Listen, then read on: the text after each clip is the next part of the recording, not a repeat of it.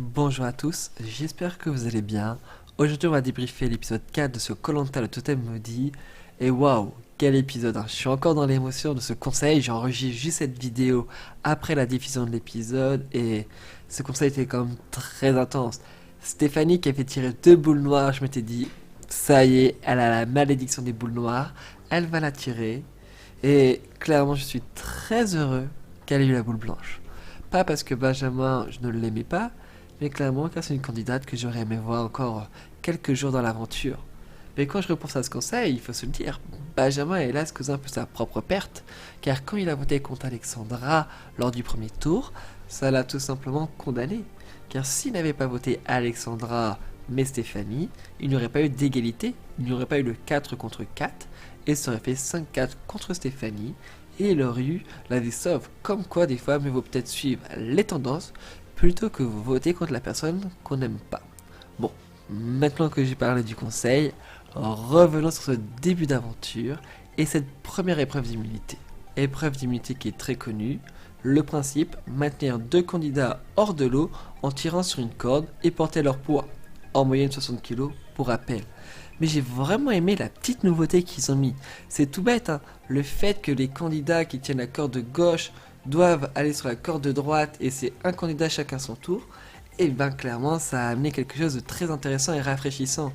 Car au moment où les candidats n'étaient plus que 2 à tenir la corde, bah ça devenait beaucoup plus intense. Et du coup c'était vraiment très important de bien équilibrer les forces dès le début de l'épreuve, sinon clairement ça aurait pu coûter la défaite à une équipe beaucoup plus vite que prévu, et là-dessus Yannick a eu du pif. Ce qu'on retient principalement de cette épreuve, et bah c'est tout simplement la défaite de Maxime, car c'est lui et lui seul qui a entraîné la défaite de l'équipe rouge. Ambre aurait-elle mieux tenu que Maxime? On n'aura pas la réponse. En tout cas, ça montre, je trouve, une image forte de Ambre, car elle montre qu'elle pouvait encore tenir, peut-être plus que Maxime. En tout cas, si Maxime était parti et que Ambre serait resté, l'équilibre aurait été quand même très compliqué, car c'était Géraldine qui était derrière Maxime. Je ne sais pas comment l'équipe rouge aurait pu pivoter, mais clairement je pense que même si Maxime serait parti, et ben Ambre n'aurait pas su tenir le poids avec Géraldine, et même si ils auraient switché différemment, ça aurait été, comme été très compliqué. Je pense que la victoire du jaune était inévitable, car Jean-Charles hélas n'a pas participé à cette épreuve, ce qui a permis à Benjamin, qui était le plus faible homme jeune, de ne pas participer. Donc clairement, ils avaient tous les désavantages côté rouge et tous les avantages côté jaune. Passons maintenant à l'épreuve. Suite à la malédiction du totem maudit, Jean-Philippe et Maxime ont été convoqués sur une nouvelle île, où ils doivent retrouver une sorte de 2 galets koh si on peut appeler ça comme ça. Clairement, on a 2 stratégies totalement différentes. On a un Jean-Philippe qui est très carré, il se dit le seul indice c'est le petit papier, et on n'a pas de bol, faut débroussailler toute l'île pour essayer de trouver ces petites pierres.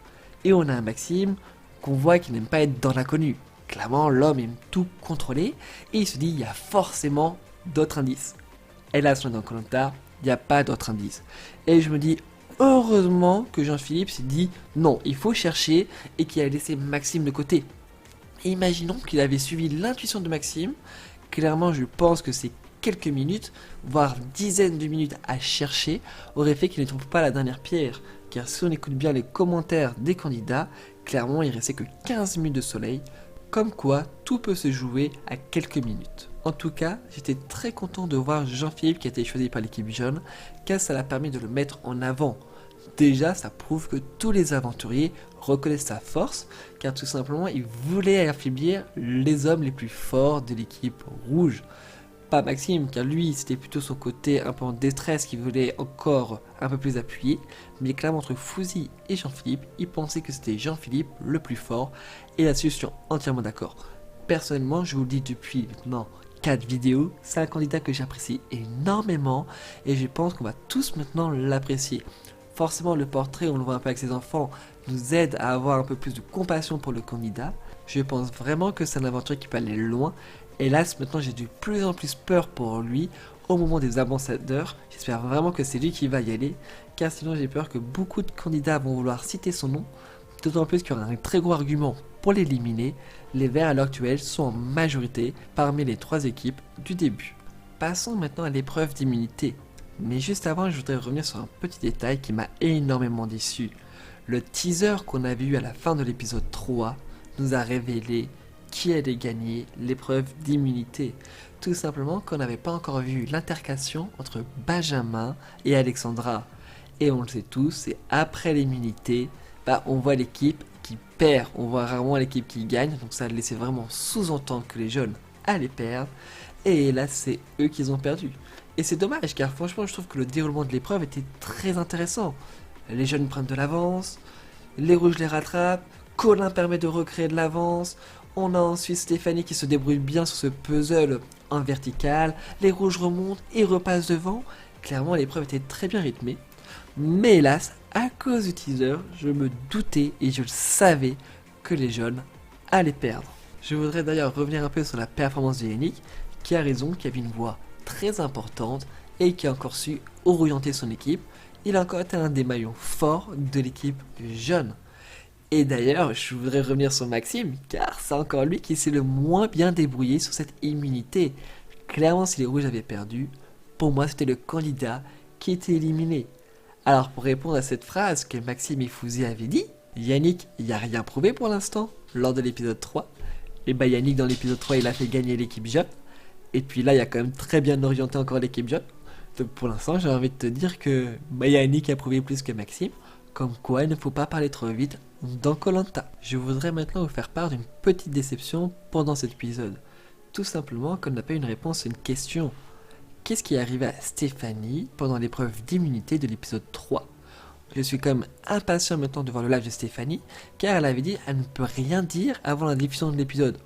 Maintenant que j'ai vu l'épisode 4, je ne comprends pas pourquoi elle ne pouvait rien dire, car à l'heure actuelle, on ne connaît toujours pas quelle était la raison médicale pour qu'elle ne puisse pas participer à l'épreuve.